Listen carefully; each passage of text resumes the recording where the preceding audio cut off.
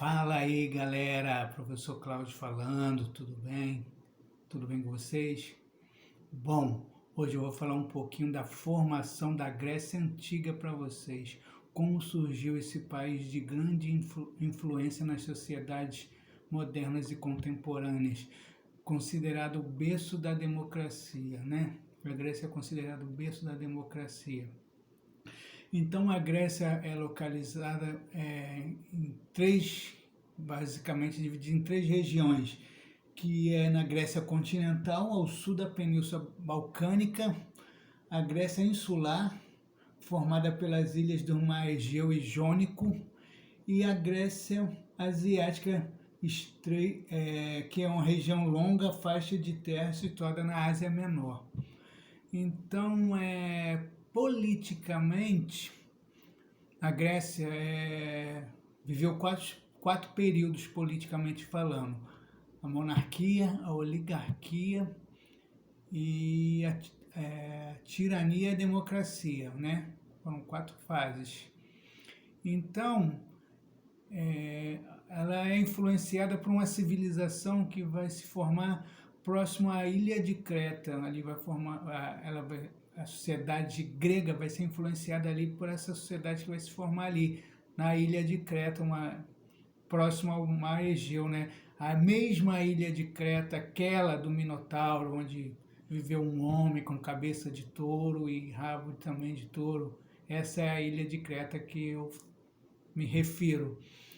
Então, a cultura básica dos gregos na antiguidade era a agricultura, o cultivo da oliva, dos cereais, mas também eles tiveram um grande destaque no seu comércio marítimo, né?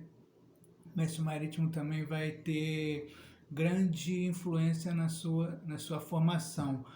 E essa sociedade antiga também era chamada de Elade. Elade, como preferirem, alguns historiadores preferirem, né? Os principais povos que formaram a Grécia Antiga foram os aqueus, os jônicos, os eólicos e os dóricos. Foram os principais povos que formaram esse período, essa sociedade grega, né, por assim dizer. Então, periodicamente,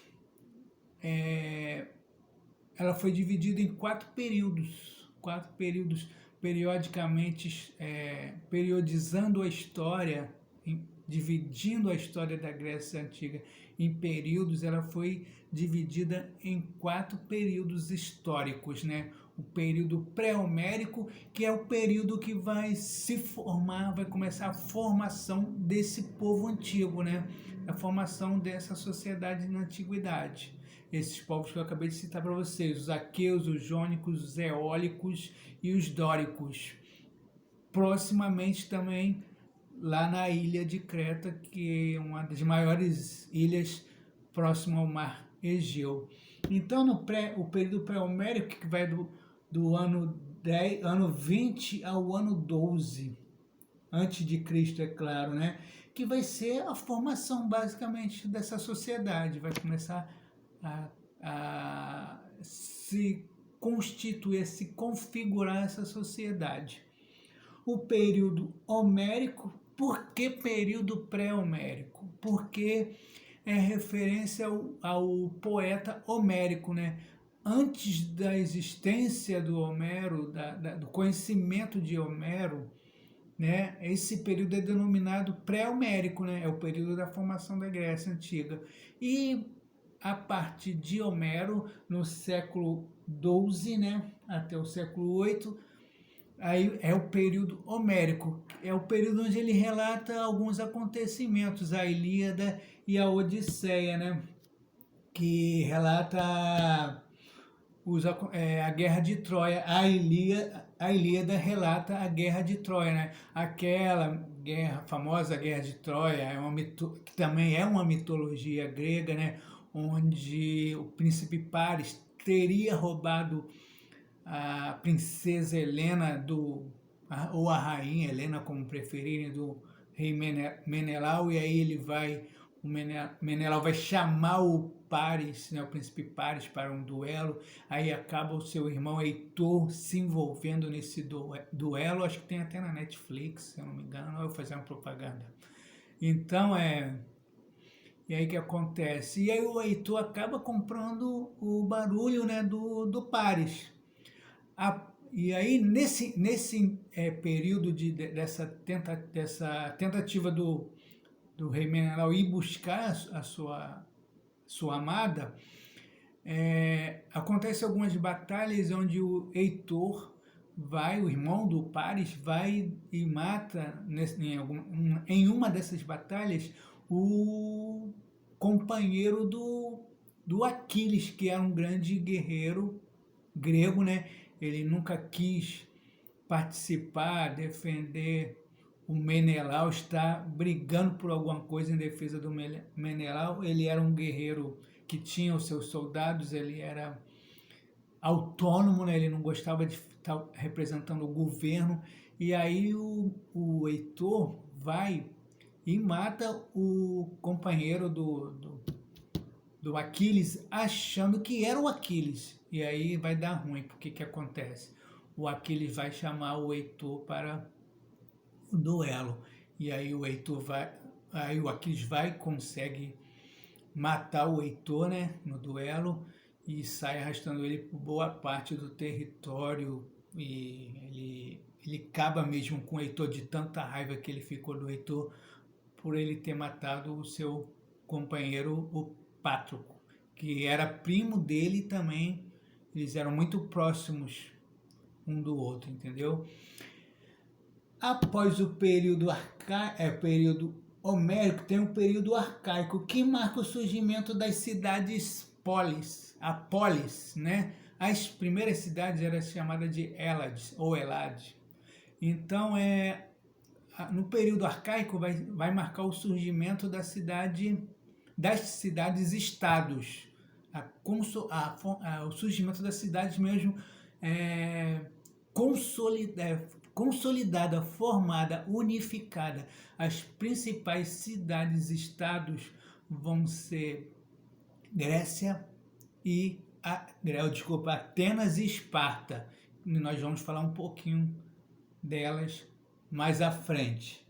E o período clássico também é chamado como a Era do Ouro da Grécia Antiga, ou chamado o século de Périx, que vai ser um imperador, vai ser um governante que vai trabalhar bastante para o desenvolvimento da Grécia, né? Não só economicamente, mas politicamente. Por isso foi chamado a época do ouro de Périx, ou o período